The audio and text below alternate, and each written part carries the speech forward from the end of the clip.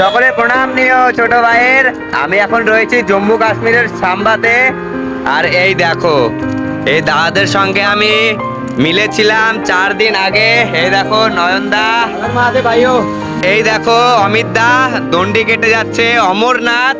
আর এই নয়নদা, মানে এই দাদাদের সঙ্গে 4 দিন আগে দেখা হয়েছিল। মানে অমিত দা দণ্ডি কাটছে আর এই নয়নদা সাইকেল নিয়ে। মানে মহাদেবের এমন পরীক্ষা, দেখো দণ্ডি কেটে কেটে যাচ্ছে, মহাদেবের ডাক এসেছে, দণ্ডি কেটে যাচ্ছে এই দাদারা।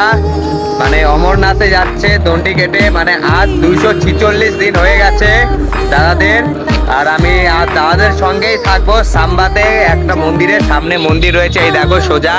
আর অনেক কষ্ট করছে সত্যি।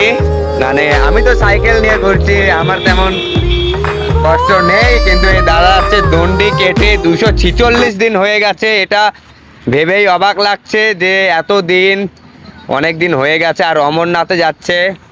তো আমার দাদা দিদিরা সকলেই হর হর মহাদেব।